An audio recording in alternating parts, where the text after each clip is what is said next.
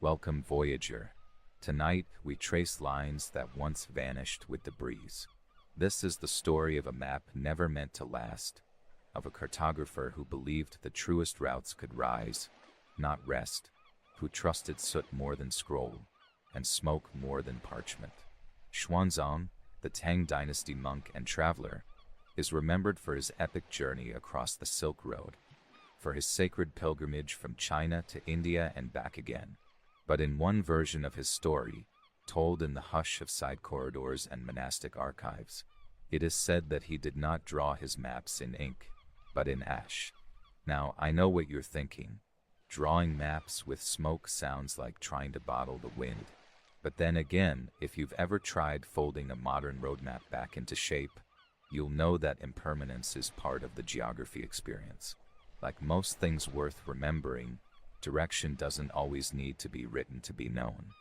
While we're on the subject of elusive things, if you enjoy drifting off to tales like these, I'd be grateful if you'd like this video and drop a coordinate in the comments. Let me know where in the world you're listening from tonight, and if your region holds a secret worthy of its own bedtime cartography, we might just whisper it into a future voyage.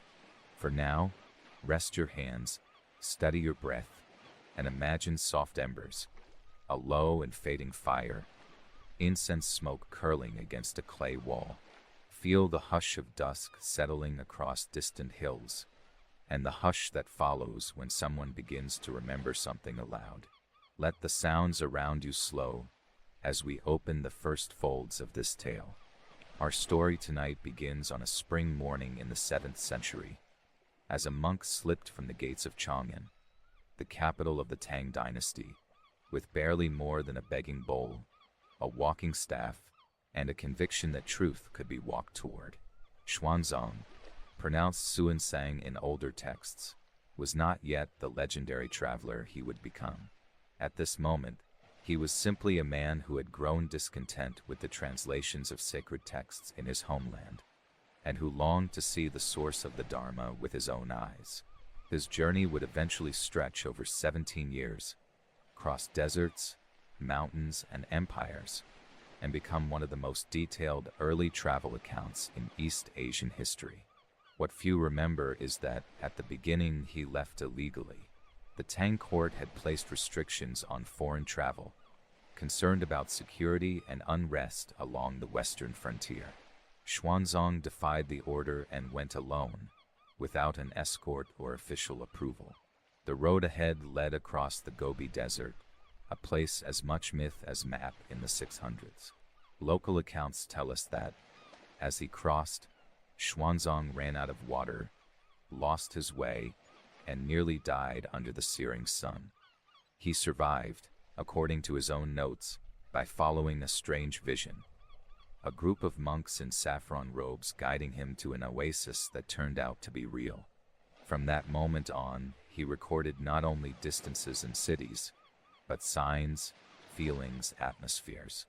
His writings, eventually compiled into the Great Tang records on the western regions, were encyclopedic. He noted the shape of mountains, the taste of the rivers, the strange dialects of villages between kingdoms. And yes, in some accounts, he mapped these places not by ink, but by gesture.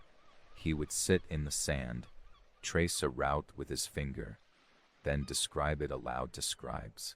When he camped for long stretches, it said he would burn incense and sketch paths into the soot that clung to the paper walls of his tent. Whether true or embellished, this version of events survives in oral memory in parts of Inner Mongolia, where old traders still talk of the monk who mapped the wind. But why would anyone make maps out of something so temporary? The answer, perhaps, lies in what maps are for. Today we think of them as permanent, something to be printed, copied, stored in archives, or folded into glove compartments. But in Xuanzang's time, a map was not always a tool of possession. It was a memory guide, a shared ritual. You didn't read a map so much as listen to it. You followed it by recalling someone else's walk. Monks who trained under Xuanzang claimed he believed ink fixed a place too harshly. Smoke, on the other hand, rose, It mimicked the motion of thought. A mountain drawn in smoke would curve differently each time, but the essence would remain. To walk the world, you had to understand that it was not still. A map, then, should flicker as the land does. As Xuanzang traveled westward, he reached Turfan, an oasis city along the northern Silk Road. There, he encountered Manichaean traders and Buddhist scholars who exchanged ideas as easily as silk bolts and dried fruit. It's believed he stayed there several months, studying with local monks and compiling notes. One recovered document, preserved in Dunhuang caves and now housed in a Paris collection, shows a series of dotted marks and curved lines on charred rice paper. Some scholars argue these are maps based on Xuanzang's directions, transcribed by a local scribe using smoke-blackened brush tips. Beyond Turfan, the journey pressed into the highlands of the Tian Shan Mountains. Elevations reached 12,000 feet, and the passes remained snow-covered well into summer. Xuanzang's record tells of a moment when he was forced to stop for several weeks, trapped by blizzard winds. He and his guides sheltered in a cave. There, according to legend, he used soot from their campfire to draw the next portion of their route on the stone walls. When they departed, a guide is said to have returned weeks later, only to find the drawings had blurred into soft silhouettes, like ghosts of paths walked. It's around this point in his journey that Xuanzang's reputation as a spiritual mapmaker began to grow.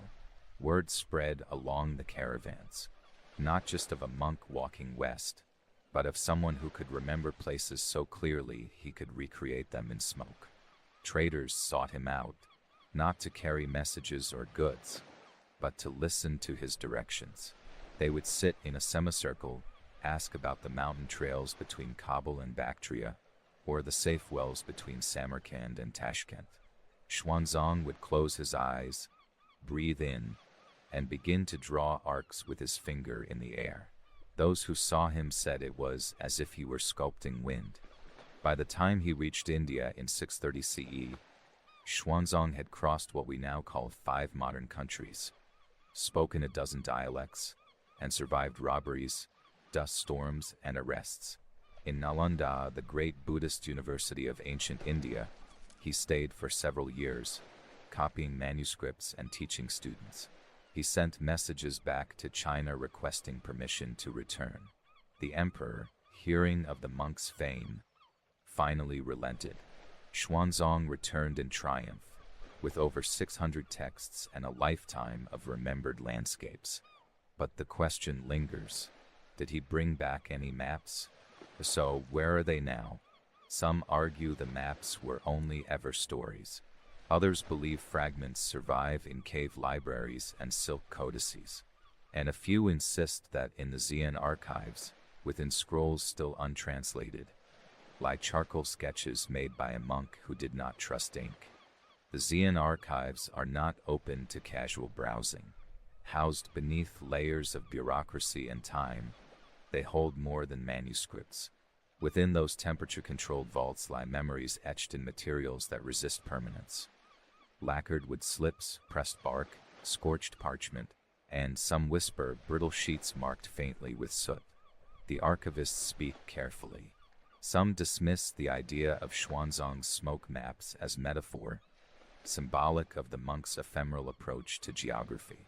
But others, particularly among the older caretakers, will pause before answering, as if remembering something seen once by accident in a low-lit storeroom.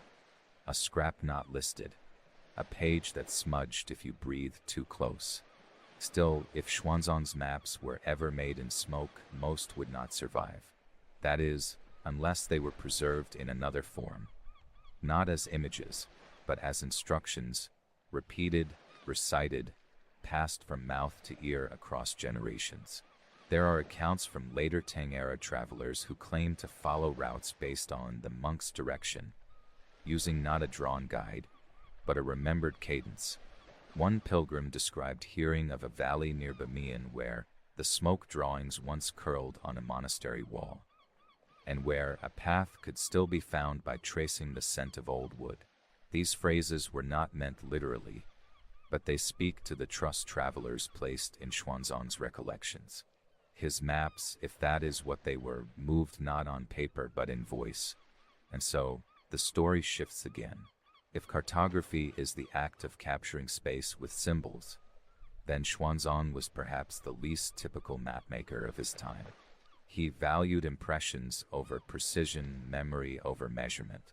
His aim was not to define borders, but to describe the relationships between places and the movement of people between them. This approach resonates with ancient Chinese geomancy, or feng shui, where orientation and flow are prioritized over fixed coordinates. A river may bend, but it still carries direction. A mountain may be tall, but it is the wind's path across it that matters. For Xuanzang, the land was a conversation, not a command. One legend, preserved in the writings of a later monk named Huizhao, tells of a nighttime crossing near the Indus River. Xuanzang, half ill and without a written guide, was asked how far to the next village. Rather than respond with a distance, he lit a stick of incense, watched the direction of the smoke, and then pointed downstream.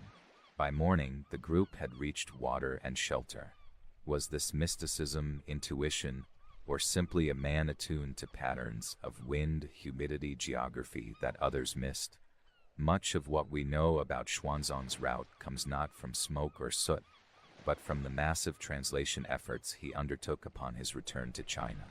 Over the last 19 years of his life, he worked tirelessly, producing Chinese versions of key Sanskrit texts, often alongside teams of translators and scribes. While this scholarly work dominates the official record, private correspondence and side manuscripts hint that he never stopped describing the places he had seen. In a letter attributed to his disciple Bianji, Xuanzang is said to have sketched the layout of Nalanda Monastery by sprinkling ash on the floor of a meditation hall, outlining courtyards and temples with a few careful swipes of his sleeve. When he finished, the note reads, "The floor looked like the memory of a city after snow." There is something quietly radical about this method. It reminds us that not all cartographers work to conquer space. Some work to commune with it.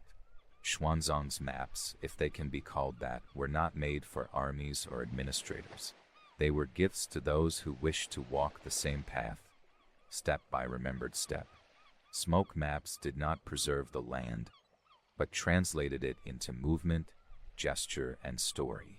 They asked their reader to participate. This is not unique to Xuanzang. In the Pacific Islands, navigation was long performed using stick charts, grids of palm ribs lashed together to show the swell and current patterns of open sea.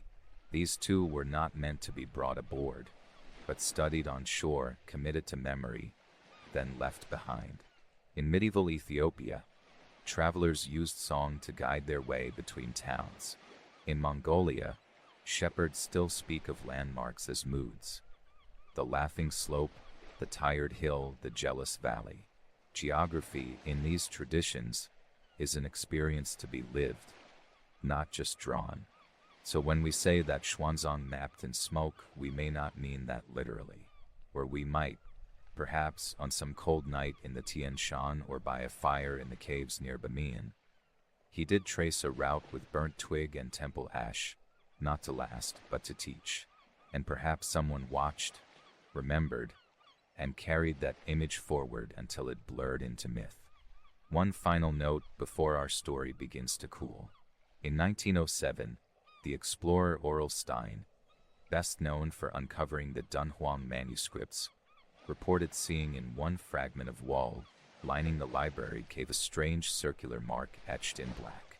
It was not a word, not a symbol recognized by any known script, but appeared to be a spiral with a single straight line emerging from its edge. Some believed it to be a stylized compass, others a diagram of a route from India back to Chang'an. Stein made a note, photographed it, and moved on. The fragment has since crumbled. Only the image remains. Is it a remnant of Xuanzang's smoke cartography? We'll never know, but the shape of the spiral, curling inward before leading outward, holds something of the journey itself. A long, winding memory, returning always to the beginning before reaching toward something new. Xuanzang died in 664, honored by emperors, revered by Buddhists across Asia. His ashes divided among several pagodas.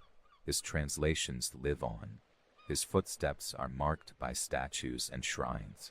But the soot maps, the smoke trails, the quiet gestures in the dark, they survive in softer ways, in oral traditions, in remembered paths, in stories whispered to travelers like you.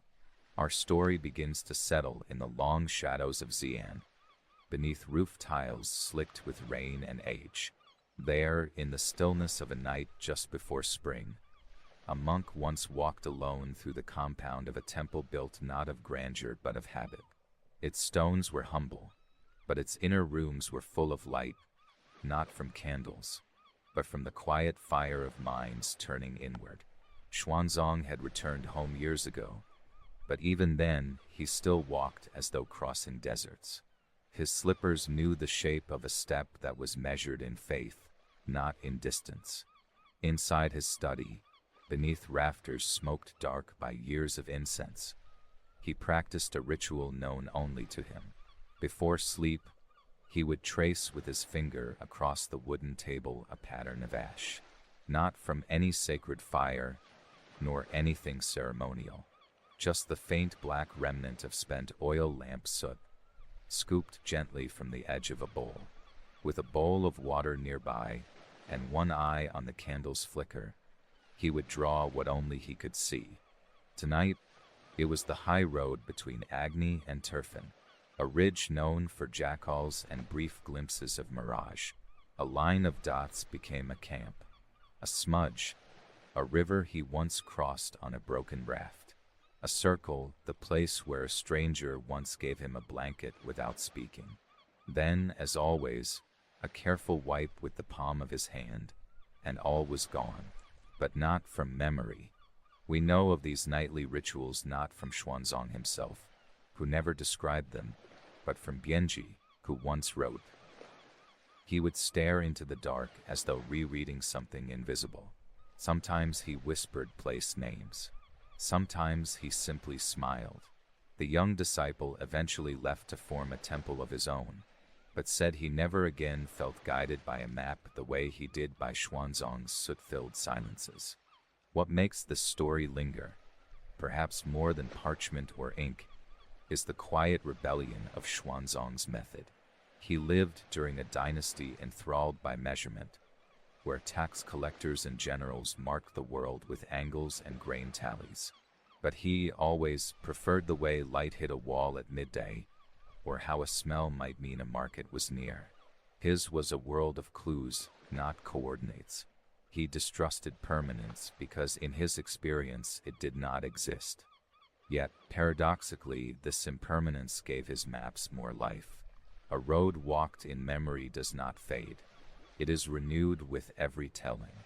A child taught to navigate by scent and sun angle will find their way longer than one taught to trace a paper line. Xuanzang's legacy, if we are to believe the old tellings, was not drawn but planted. And now it blooms in ways he never foresaw. In 2002, researchers following a linguistic trail in Uzbekistan came across a folk song sung by herders near the Amu Darya. Its melody was unfamiliar, but one stanza contained words that mirrored a prayer once translated by Xuanzang in the Lotus Sutra. When asked where the song came from, the oldest singer laughed and said, "My grandfather learned it from a holy man who never carried a book, just smoke and memory." Coincidence, perhaps, but in the world Xuanzang described, coincidence was simply a sign you'd taken the right turn. Even the idea of maps as movement instead of matter has found its echo in modern science. In cognitive studies, researchers have shown that people remember directions more accurately when taught through walking than through diagrams. In indigenous Australian navigation, songlines function as both map and melody, guiding walkers across vast distances with only rhythm and verse. Xuanzang, it seems, was neither eccentric nor outdated, but centuries ahead. Still, the mystery remains. Did he ever create a smoke map meant to endure? Was there ever a preserved sheet, a parchment stained with soot, tucked into the folds of a scroll? One tantalizing possibility emerges from a fragment found in Japan, at the Horyuji Temple. The temple houses many artifacts thought to have come from Tang, China, and among them is a piece of bamboo with an etched design faintly visible only under certain light. Not an image, but a pattern of spirals, intersecting lines, and a single character, Zhan, meaning truth or needle. Scholars debate its purpose. Some call it an early Buddhist cosmogram. Others believe it to be a meditative aid. But a few whisper that it is the only surviving trace of Xuanzang's directional art, his one attempt at permanence, hidden in plain sight. If true, then it is not just a map. It is a gesture, a breath held in ash. And this, Voyager, is where we return to you. Perhaps tonight you will not remember the names of places mentioned, nor the dates or rivers or temples. That is fine. What matters is the sensation of a world traced in something as soft as smoke. The warmth of firelight on a traveler's cheek. The hush of a route passed quietly between generations. These are the directions that last. They rise, not rest. So close your eyes now. The fire is low but still warm. Let the imagined soot of old maps swirl behind your eyelids, and feel how it settles gently, not as ink, but as invitation. Sleep, Voyager, and may you find your way home by trails no one else can see.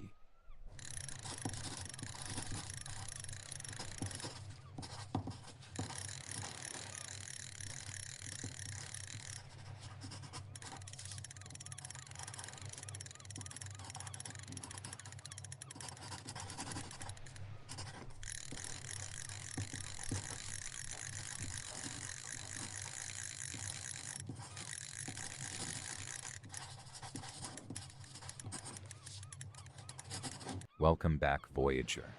On our second tale of the night, we drift toward a place that was never quite where the world believed it to be. A place once drawn with such conviction that even emperors, sea captains, and missionaries charted their journeys around it. This is the story of an island that never truly was. Baja California. For 2 centuries, maps painted it drifting like a loose plank beside the western shore of North America. All because of one mistake that went uncorrected for generations. Not a trick, not a myth, but a misreading that grew into cartographic canon. It is hard not to admire the confidence.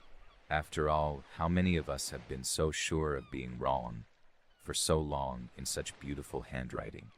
Anyway, before we set sail, if you enjoy getting lost in stories like this, I'd be honored if you'd like this video and drop a coordinate in the comments. Let me know where you're listening from, and if your part of the world ever carried a cartographic blunder of its own. We may just drift through it in a future tale. Now, allow your hands to go still, let your breath slow, and feel the hush of distant tides pressing softly against a forgotten shore. Maybe you hear the turning of parchment, the faint scratch of quill against vellum, or the creak of a wooden hull against salt-stung waves. Settle in. Let your mind walk gently over the edge of old maps, and into the white spaces they didn't mean to leave behind. Our story tonight sets sail in the early 1500s, as Spanish ships edged westward into what we now call the Gulf of California. Hernán Cortés had only just clawed his way into Mexico, and rumors of golden cities and western waters filled the minds of men with compasses and ambitions. One such ambition was the search for a sea passage to the fabled island of California, a land thought to be rich in pearls, ruled by black Amazons, and described with flourish in a Spanish romance novel titled Las Sergas de Esplandian. That novel, published around 1510, wasn't a map, but in the way stories often do, it planted a seed. Esplandian described an island very close to the side of the terrestrial paradise, ruled by Queen Calafia, who led an army of warrior women and griffins. No one reading it at the time believed it to be real. But when sailors began finding jagged coastlines and unknown peninsulas west of Mexico, the myth and the map began to blend. In 1533, an expedition under Fortun Jimenez landed near what is now La Paz, mistaking it for part of this fantastical island. He was killed by local indigenous people shortly after arriving, but the story of his discovery lived on. A few years later, Hernán Cortés himself set sail to colonize what he also believed was an island. He named it Santa Cruz, but the legend of the island of California stuck. And the peninsula, connected clearly to the mainland if only one looked carefully enough, began to be drawn apart from it just slightly, just enough. The confusion may have seemed harmless at first. After all, the Sea of Cortés separates Baja from mainland Mexico by several hundred kilometers. It wouldn't have been the strangest geographical guess in an era when Australia and Antarctica were still vague suggestions. But the difference here was that once this mistake entered the maps, it stayed. As the Spanish established missions and ports along Baja's coast, they continued referring to it as an island in royal reports and shipping logs. In 1622, a Spanish cartographer named Antonio de la Ascension included the island of California as a distinct landmass, separated from the continent by a navigable strait, and with that ink stroke, the myth became more permanent than many facts of the time. By the mid-1600s, major European mapmakers, Dutch, French, and English, had adopted the error. Even the famous Blau and Sanson map series, which adorned the offices of nobility and explorers alike, featured California as an island, outlined with smooth, almost elegant curves. To later eyes, it's surreal to see such confident error repeated again and again in dozens of atlases across decades. But for the people of that time, the world wasn't something confirmed from space, but something guessed at from ships. Interestingly, the maps didn't all agree on the island's shape. Some gave it an almost heart-like form, bulging out into the Pacific. Others tapered it like a teardrop or gave it a chain of satellite islets. Many imagined a broad channel separating it from the mainland, navigable and lush. One map from 1656 shows galleons sailing between California Island and the supposed continent, as though the strait were a bustling thoroughfare. Sailors, however, found no such passage. They found dry valleys, cactus forests, and coastlines interrupted by mountains. But maps, once believed, are stubborn things, especially when they're beautiful. What deepened the confusion was that some explorers did suspect the truth. As early as 1539, the navigator Francisco de Aloa sailed up the Sea of Cortés and realized that Baja was connected to the mainland. He wrote that it was a peninsula, but his reports were largely ignored or lost. And as newer, more dramatic maps reached European capitals, the older truth was quietly set aside. In 1701, Jesuit missionary father Eusebio Kino, who had spent decades in the region, undertook expeditions to disprove the myth. He crossed from the mainland into Baja by land, showed it was attached, and created his own detailed maps to that effect. But even with this evidence, skepticism lingered. It would take until the mid-18th century, more than 200 years since the mistake began, for most cartographers to finally redraw Baja as a peninsula. Why did it take so long? Part of the answer lies in human nature. Maps, especially in that age, were expensive, time-consuming works of art. Once engraved, a plate could be reused for decades. Correcting them meant lost time, lost money, and admitting error. And there's another reason. The lie had become familiar. It had settled into charts, teaching, and trade. For generations, people knew California was an island because they'd seen it drawn so. It was hard to shake a belief that had such elegant coastlines.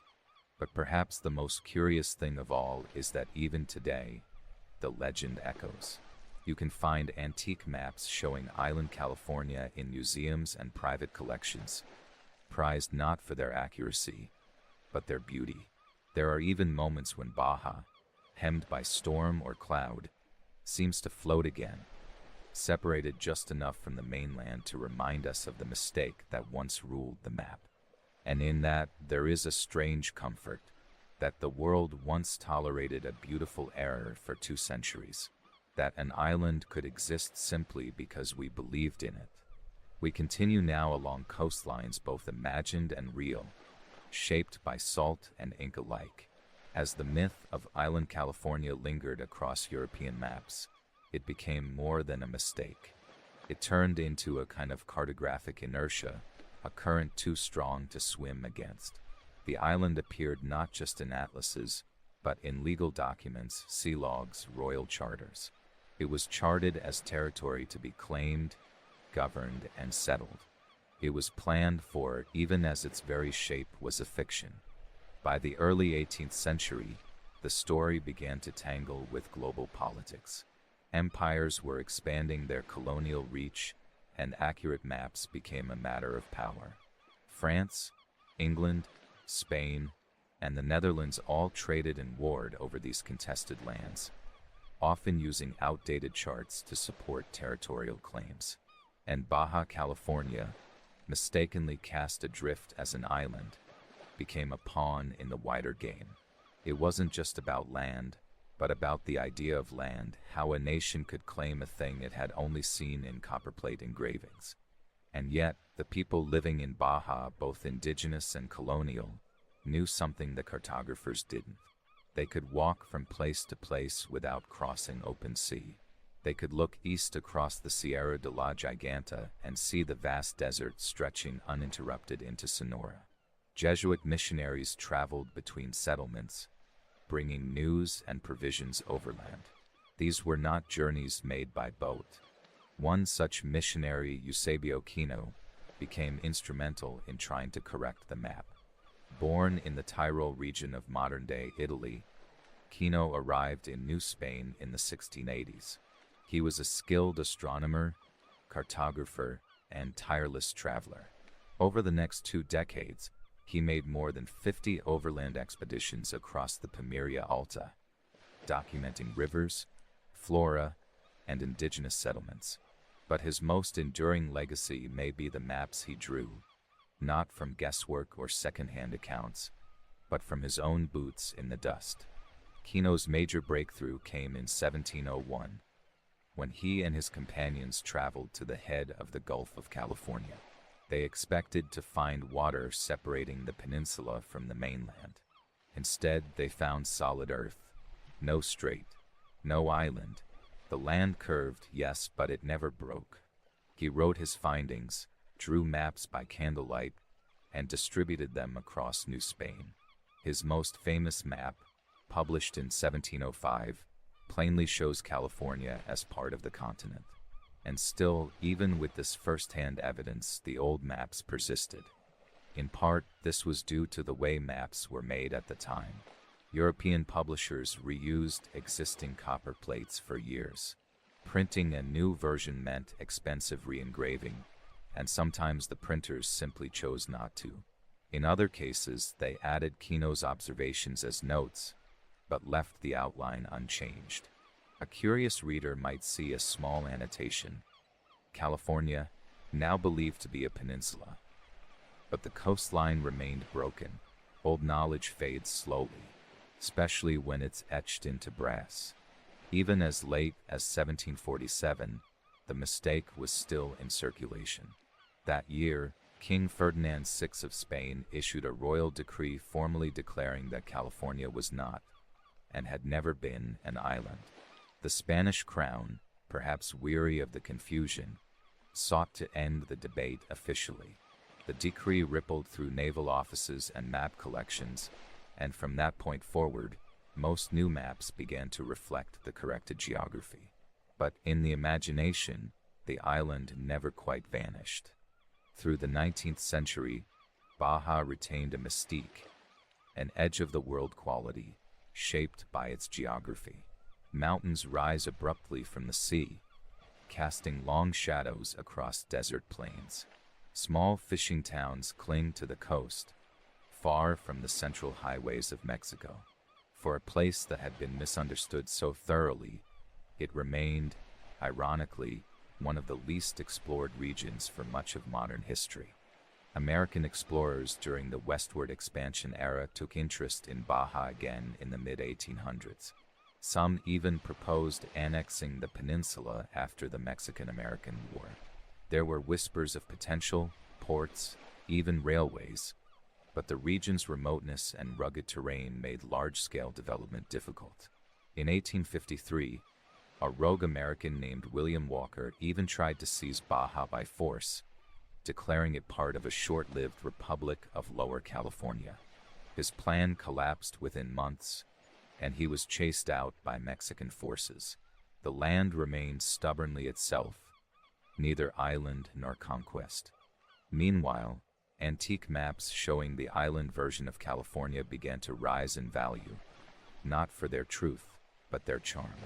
Collectors now pay thousands for well-preserved copies from the 1600s, their coastlines curling confidently into error.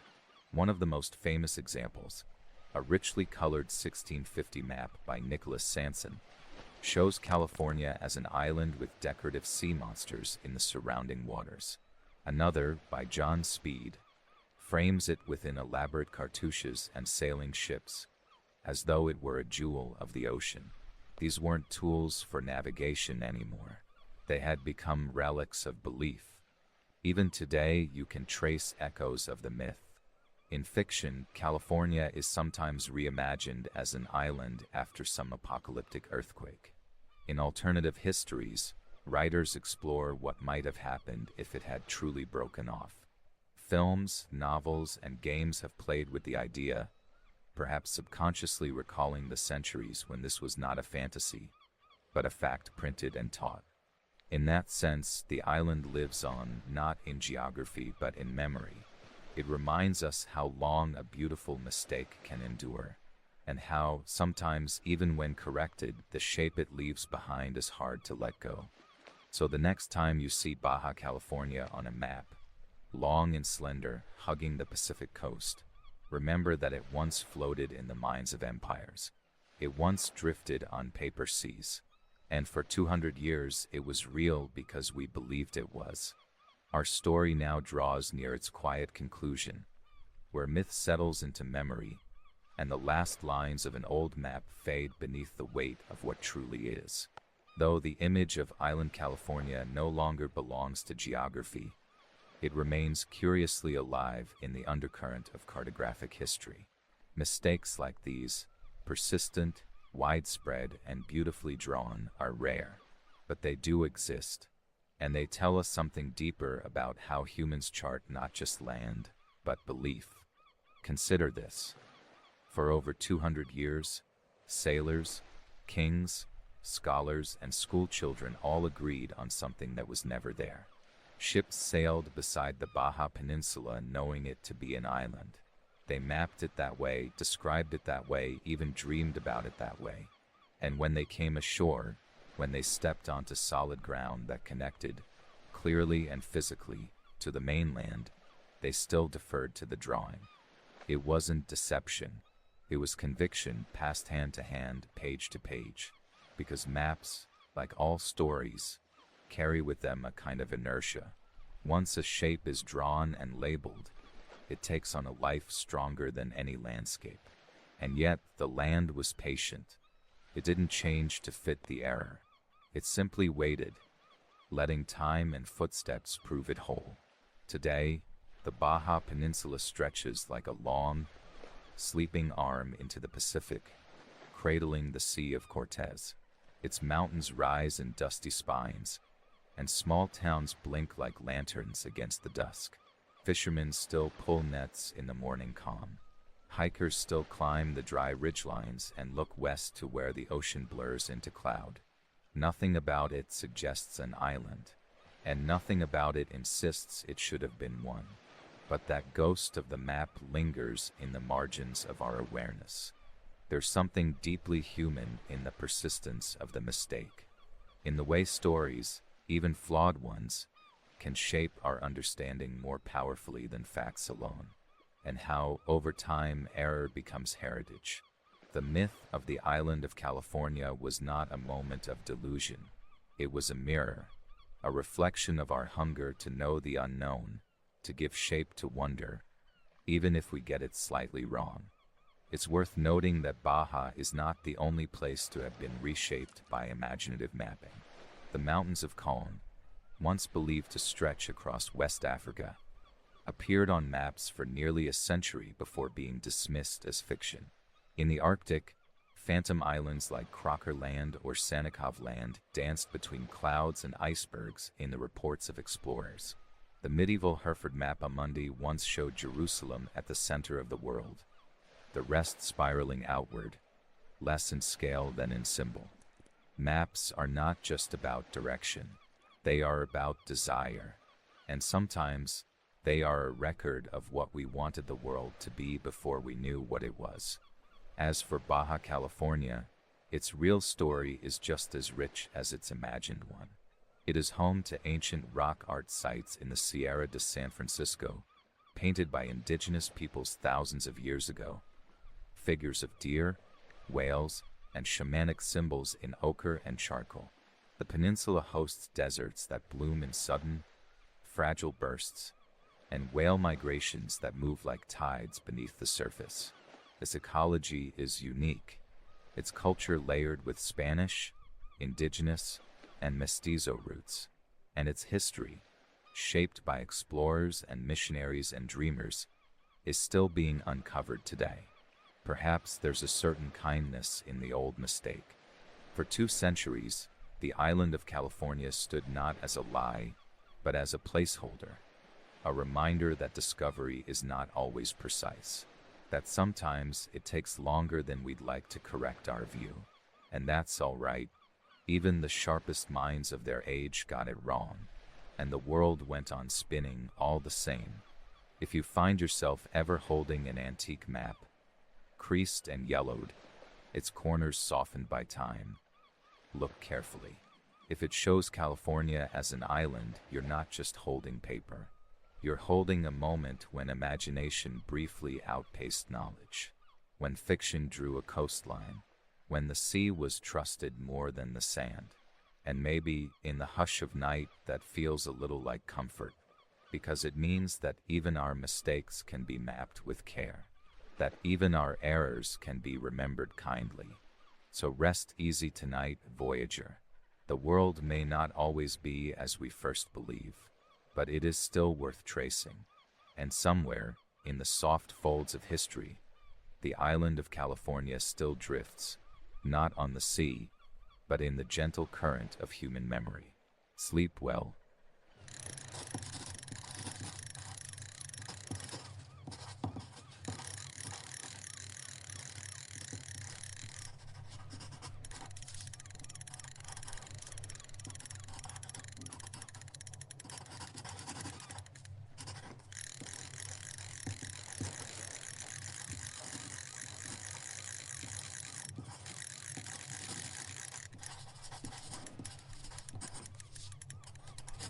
Welcome back, Voyager. On our 3rd journey of the night, we drift into a story half sunken in frost, half floating on time. A schooner sealed in Antarctic ice, its logbook frozen in place, its crew unmoved for 20 years. The tale of the Jenny is not just one of disappearance, but of stillness. A ship said to have vanished into polar silence, only to return like a whisper from a glacier's breath. I suppose it's the only case where a vessel arrived exactly on time, just 20 years late. If these quiet maritime voyages cradle you toward sleep, don't forget to like and subscribe, and drop a coordinate in the comments. Let us know where in the world you're listening from. Who knows, maybe a foggy legend or barnacled fable once passed your shores. If so, it just might find its way into a future tale. Now rest back, Imagine the soft creak of timber shifting in frozen water, the wind like breath against a canvas sail that will never fill again. Ice wraps the hull in silence. Stars spin overhead, but down here everything is still. Your thoughts slow with the tide. Let the cold stay outside. Our story tonight sets sail in the early 1820s, a time when great swathes of the southern oceans remained largely uncharted, and the Antarctic itself was more myth than continent. The Jenny was a schooner said to have departed from the port of Isle of Wight, England, sometime in 1822, though records of her departure are scant, if they existed at all. Like many ships of her class, she was likely a trader, small and nimble, designed to hug coastlines and move goods between outposts. But the southern oceans were not kind to traders. At that time, the Antarctic region was a blank space on maps, often surrounded by dragons of a different sort. Icebergs, unmarked reefs, crushing flows. Still, driven by the lure of untapped resources, sealers and whalers had begun pressing further into polar waters. It's believed the Jenny was one such vessel, venturing south through the Drake Passage, past the storm-racked islands near Tierra del Fuego, and into the frozen belly of the Weddell Sea. Then she disappeared. There are no distress calls from the Jenny, no wreckage found near land, no surviving letters or messages in bottles tossed from a doomed deck. For almost 20 years, nothing, only ice and rumor. The ship's reappearance, or perhaps more accurately, its rediscovery, is attributed to another vessel, the whaler Hope, captained by a man named Brighton, though records vary on his full name. According to maritime accounts published as early as 1840 in the German journal Globus, the Hope came across a ship trapped in thick pack ice off the Antarctic peninsula, in the region now known as the Gerlache Strait. The schooner was perfectly preserved, its rigging intact, its sails stiffened in place like canvas sculptures. When the crew of the Hope boarded her, what they found was eerie beyond measure. Every member of the Jenny's crew was still at their station, encased in frost. The captain was found in his quarters, pen still in hand, seated beside his logbook. The last entry, dated May 4, 1823, read, "No food for 71 days. I am the only one left alive." That line has since haunted maritime lore. A man, alone in the silence of the Antarctic, recording his final thought as the cold crept into his lungs. To die while writing is a strangely enduring image. The pen itself interrupted not by thought but by death. The ship had become a tomb, but one so untouched by time that it seemed, to those who boarded it, like stepping into a photograph. One that had been developing in darkness for 2 decades. Skepticism, of course, surrounded the report. The story spread across Europe quickly, but details remained scarce. The original Globus article contained no drawings, and the name Jenny was not matched with official registries.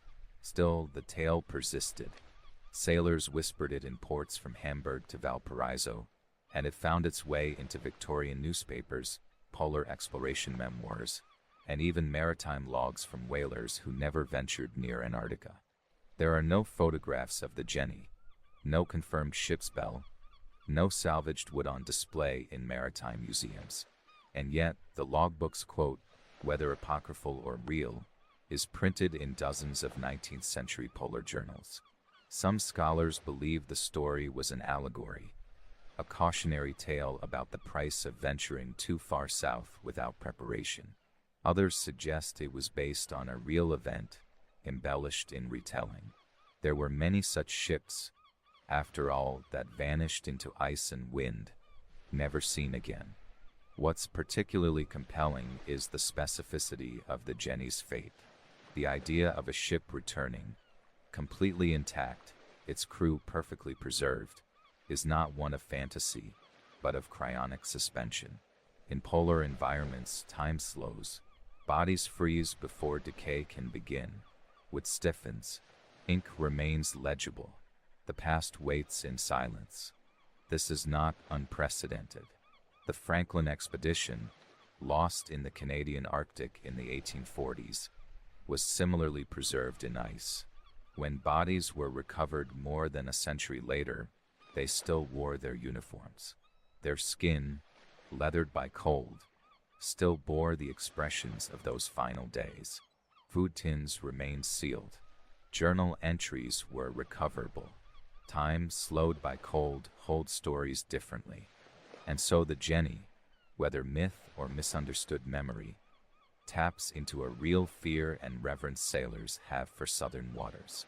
The ocean is vast, but it is the ice that truly hides. In 2006, researchers cataloging maritime myths in polar archives found over 24 references to the Jenny in 19th century texts, each slightly different, yet echoing the same eerie details. A schooner trapped in ice, a logbook ending with loneliness, a captain frozen mid-sentence.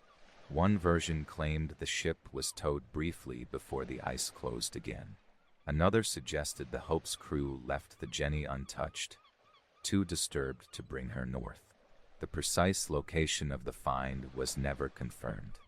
Modern scholars often group the Jenny with what they call frozen ghost ships. Vessels like the Bechimo, which was abandoned in 1931 off the Alaskan coast and continued to drift in and out of ice for decades, sighted by Inuit hunters and passing trawlers until at least the 1960s. The Bechimo was real, confirmed by multiple credible sightings and official records. But unlike the Jenny, she had no crew on board, only memory. These stories exist in a liminal space. The Jenny may not have been entered into Lloyd's shipping register, but not every 19th century vessel was. Many were unregistered or documented under alternate names. Some were private ventures, supply missions, or illicit trading routes that deliberately left no paper trail. In polar waters, where ice could make record-keeping moot in a single night, mystery is sometimes all that remains. And the geography of the Jenny's disappearance reinforces the plausibility. The Weddell Sea, the icy cradle from which she was said to re-emerge, is known even today for its capricious flows and dense sea ice. Trapped ice can remain undisturbed for years. In 2022, scientists found Ernest Shackleton's ship, the Endurance, after over a century beneath Antarctic waters, astonishingly well preserved. Even the name was still visible on the stern in gold letters. The Southern Ocean is a place where time freezes more than it flows.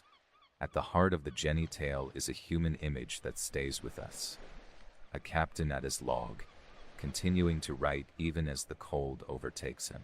Not screaming, not fleeing, not calling out, just documenting. It suggests a strange kind of peace, or perhaps resignation. That final act of recording is, in a way, an echo of every explorer who ever crossed into the unknown. If I vanish, let there be a trace. And there was a trace.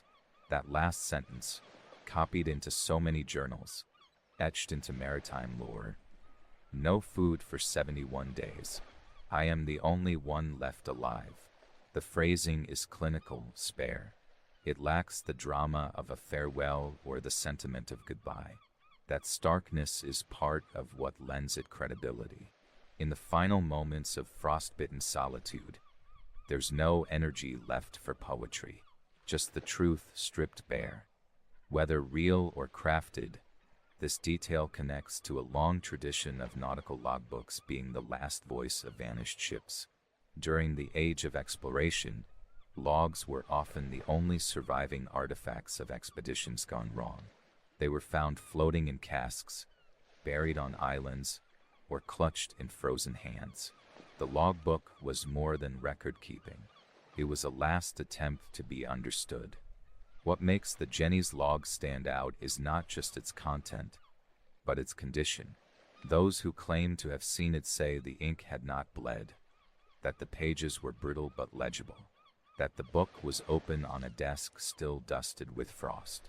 It suggests the ship was not wrecked or ransacked, but simply left behind, forgotten by all except the ice, In the decades after the Jenny's alleged discovery, the Antarctic remained largely unvisited. It wasn't until the early 20th century that major expeditions, like those of Amundsen, Scott, and Shackleton, mapped substantial portions of the continent. The space where the Jenny was said to have drifted remained unmapped for years. It's entirely possible that if the Hope did find her, no accurate coordinates were recorded. Memory was all they had, and in whiteout conditions, memory can warp. Still, there is no record of the Jenny being brought back. No cargo salvaged. No crew buried. Only the story followed. Some versions suggest the ship broke free of the ice once more, carried slowly north by melt and current, until it vanished again, perhaps sinking beneath the Ross Sea, or becoming part of the tabular ice shelves that calve into the ocean, silent and white. It's a haunting image, to drift indefinitely, crew and cargo frozen in time, the ship an unmoored mausoleum. And it begs a deeper question. How many others are out there? In the cold corners of the earth, in the unmapped ice fields and shadowed undercurrents, what else waits, preserved by the absence of warmth? We know that wood survives in cold water far longer than on land. Metal corrodes slowly, leather stiffens but lasts, and bodies, when sealed by ice, can lie unchanged for centuries. The Antarctic has always been a place of preservation. The silence holds the weight of what was. Every snowdrift is a veil over something old. For the listener nestled now beneath warm covers, it may be difficult to imagine such stillness. But out there, near the pole, stillness is a kind of speech. It is how the continent remembers. Today, the Jenny is remembered mostly as a ghost story. Some maritime museums mention her as a polar legend. A few Antarctic researchers include her in footnotes when discussing historical disappearances. But among sailors and longshoremen, the story still circulates. Told in mess halls and portside bars, it's offered not as history, but as a caution. The sea does not forget, and the cold is not empty. One curious footnote emerged in 2010, when an amateur historian compiling lost ships of the South Seas found an 1822 entry in a private journal from a British sealer named George Comer.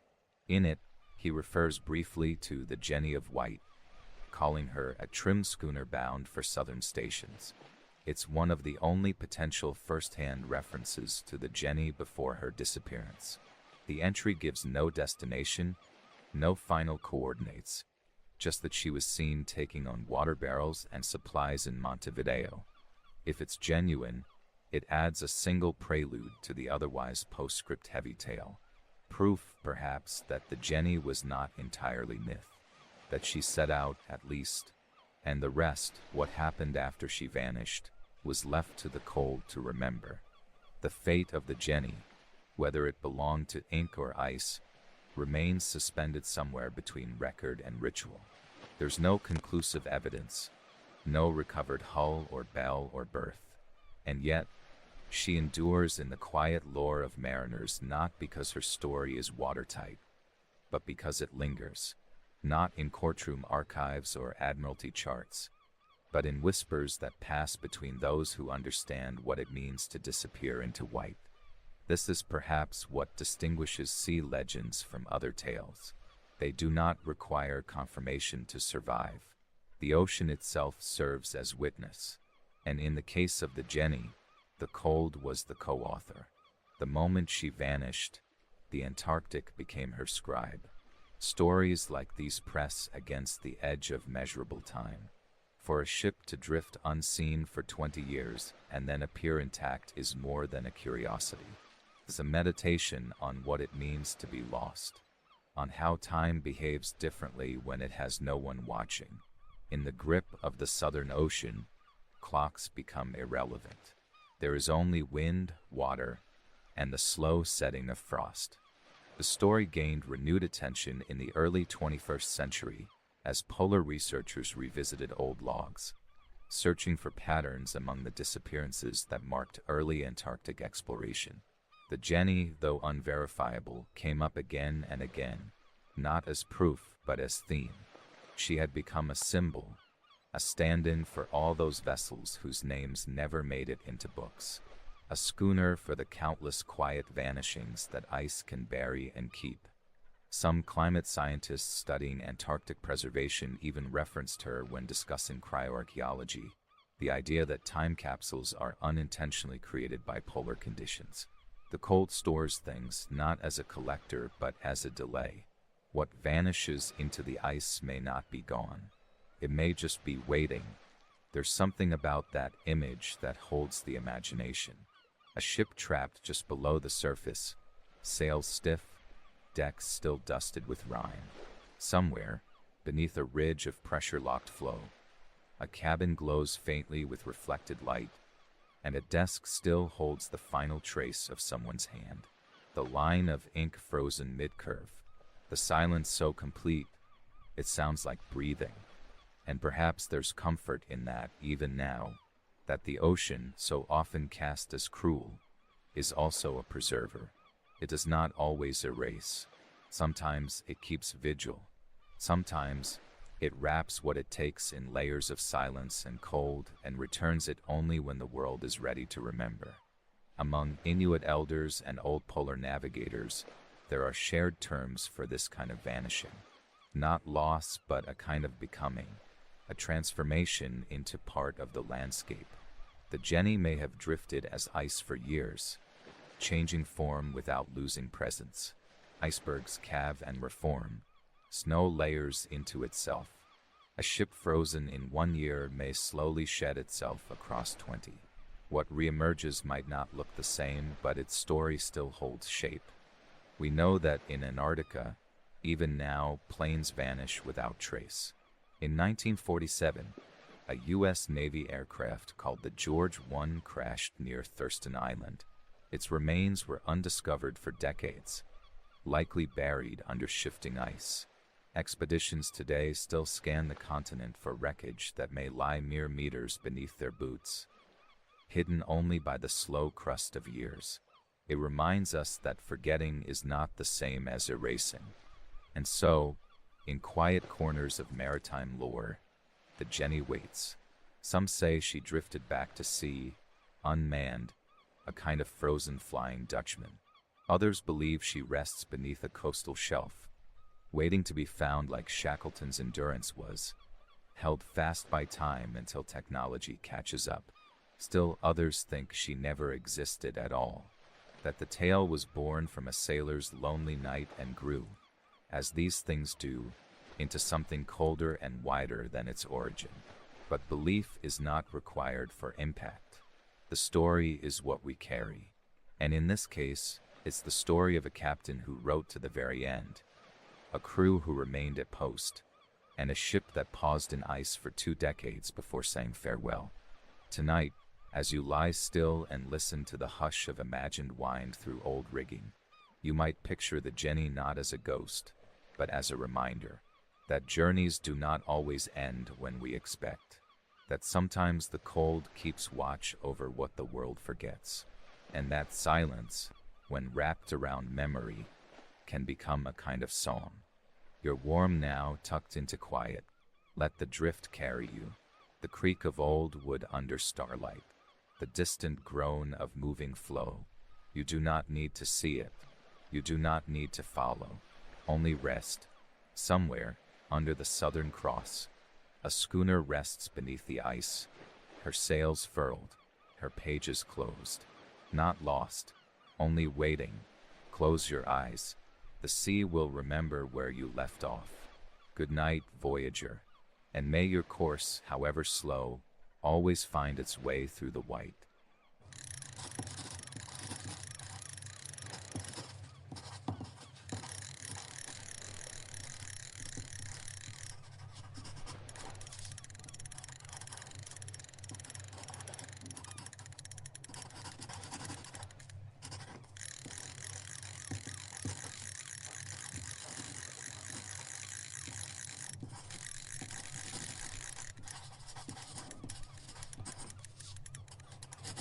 Welcome once again, voyager.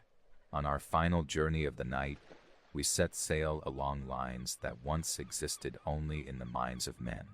We float through invisible fences drawn over the sea, where no fence could ever hold. There was a time, not long ago, when empires believed they could seal off entire oceans, claim the wind and waves, and call the water theirs. They named it Mare Clausum, the closed sea, and they fought, taxed, and drowned over it. Before we begin, if you enjoy drifting off to stories like these, I'd be grateful if you'd like this video and drop your coordinates in the comments. Tell me where in the world you're listening from. If your region has ever held a secret sea lane, a vanished coast, or a tale of maps rewritten, we just might find ourselves there in a future voyage. But for now, ease into the calm. Let your breath slow with the tide.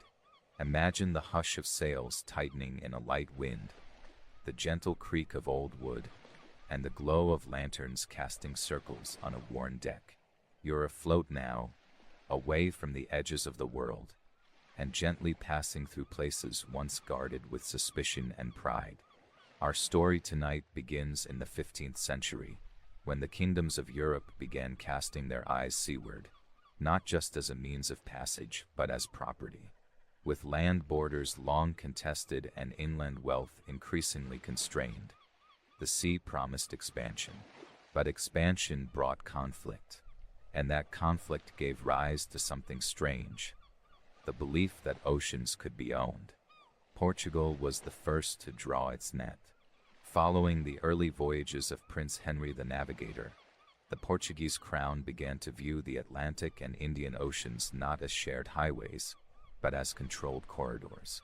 In 1481, a papal bull called Aeterni Regis granted Portugal dominion over lands south of the Canary Islands, reinforcing an earlier division by Pope Nicholas V in 1454.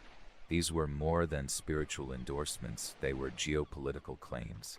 To Portugal, the sea lanes down the West African coast and around the Cape of Good Hope became sacred rights. They enforced this belief with ships, cannons, and tolls. Not far behind came Spain. In 1493, the Treaty of Tordesillas attempted to divide the entire non-European world between Spain and Portugal.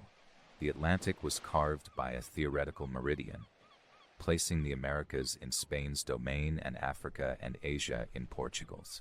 This agreement, upheld more by belief than precision, was an early echo of the Mare Clausum doctrine. To Iberian rulers, the ocean was no longer open, it was a realm of jurisdiction. But the ocean, wide and restless, resisted such division. In the early 1600s, a different voice began to rise, that of the Dutch jurist Hugo Grotius. In 1609, Grotius published a treatise titled Mare Liberum, The Free Sea, commissioned during a time when Dutch traders were being harassed by Portuguese forces in the Indian Ocean. Grotius argued that the sea was international territory, incapable of ownership. It was, he said, like air or sunlight, common to all, impossible to fence. The pen he used became sharper than many swords. Grotius' writings laid the foundation for modern international maritime law. He contended that travel and trade by sea were natural rights, that no one nation could monopolize the waves. It was a radical position for its time. Portugal rejected it.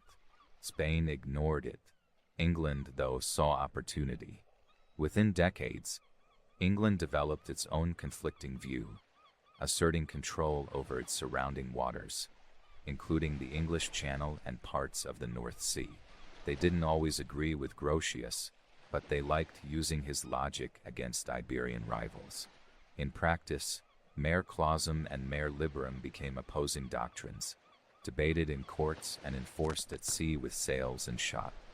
Ships began to clash not only over cargo, but over the right to sail. The idea of the closed sea became especially contentious in Northern Europe. Denmark claimed control of the Øresund, the narrow strait between modern-day Denmark and Sweden, and charged tolls for passage into the Baltic Sea. These tolls, collected at Kronborg Castle, funded the Danish crown for centuries. The Dutch and English resented this but often paid regardless, their merchant fleets too valuable to risk. To many sailors, the sea was less a place of freedom and more a carefully navigated web of permissions. But what does it mean to fence the ocean? The sea leaves no scars. There are no hedgerows, no walls. And yet, for hundreds of years, these invisible lines carried weight. Ships that crossed into the wrong waters could be seized or sunk. Traders paid licenses. Naval vessels patrolled imaginary borders. The sea may have been fluid, but power made it feel still. One of the strangest consequences of this thinking unfolded in the early 17th century, when King James I of England asserted dominion over the western seas, demanding that foreign ships pay homage while passing through English waters. The claim was bold and largely unenforceable, but it reflects how deeply mere clausum had embedded itself in the imperial mind. The ocean was no longer just a stage for exploration. It was a map of rights, taxes, and fear. Even the New World echoed with these ideas. In the Caribbean, Spain sought to close off entire seas to foreign powers. Pirates and privateers, many sanctioned by rival nations, challenged this claim. Men like Francis Drake sailed not just to plunder, but to dispute the idea that any one empire could lock away the ocean. These weren't just skirmishes. They were philosophy in motion. And yet, amid the cannon's smoke and treaties, the sea remained what it had always been, shifting, ungraspable. Mariners knew that no map could ever hold the water still. By the 18th century, a quiet change had begun. The Enlightenment ushered in more measured approaches to law and sovereignty. Nations began to settle on more practical claims, usually tied to the range of coastal cannons. The so-called 3-mile rule emerged, loosely defining territorial seas based on the distance a cannon could fire from shore. Beyond that, open sea, free sea, a compromise between chaos and control. But the age of mere clausum never truly vanished. Its shadows remain in modern maritime law, exclusive economic zones, and the disputes that flare over fishing rights and shipping lanes. Even today, invisible lines run across the seafloor, watched by satellites and submarines. But that's for later. Tonight, we drift in calmer waters. Here, between what was claimed and what was shared, lies a moment worth remembering. A time when the ocean had borders, but not because the sea gave them. Because we did. We continue now through the still waters of old ambitions, where tides moved faster than treaties and flags were planted not on land, but in salt. By the early 1700s, the battle between mare clausum and mare liberum had shaped not only maritime law, but maritime behavior. The sea had become a mirror of empire, reflecting every ambition, every anxiety, and every claim, no matter how far-fetched. But in practice, control over the ocean was never as firm as the ink on paper suggested. Take the case of the Mediterranean, long hemmed in by history, but never truly enclosed. The Ottomans, Venetians, Barbary corsairs, and later European powers all attempted, in one way or another, to impose forms of dominion. Fortresses guarded narrow straits. Harbor towns levied fees. Naval escorts were required to pass certain coasts safely. Yet, even in these well-trafficked waters, no one could fully gate the sea. Instead, they made arrangements, local rules, understandings, a kind of fluid legality where sovereignty flowed like current, changing with wind and war. The sea, in many ways, resisted absolute ownership, just as a breeze cannot be boxed. And yet, over and over again, empires tried. Consider the Spanish crown's claim to the Pacific. For centuries, Spain referred to it as El Mar del Sur, the South Sea, since it was discovered by Balboa after crossing the Isthmus of Panama. Once Magellan's expedition circled the globe, Spain saw this vast ocean not as shared space, but as a quiet dominion.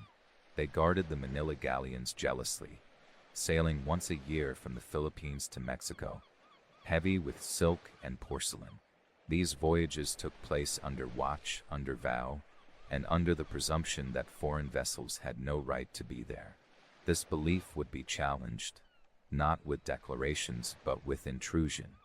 In 1743, a British naval officer named George Anson circled into the Spanish Pacific and attacked a galleon near the Philippines. The treasure seized was immense, but more than that, it was a statement: the Pacific was not sealed. No ocean could be kept entirely closed. If a ship could reach it, it could claim it. And so, the myth of Mare Clausum began to fray, not with diplomacy, but with daring. Back in Europe, the idea of the open sea gained ground. Treaties began reflecting more modest expectations.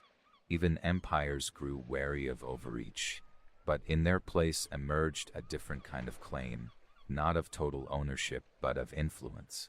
The sea became less about fences and more about zones. By the 19th century, new technologies made this more urgent. Telegraph cables were being laid across ocean floors.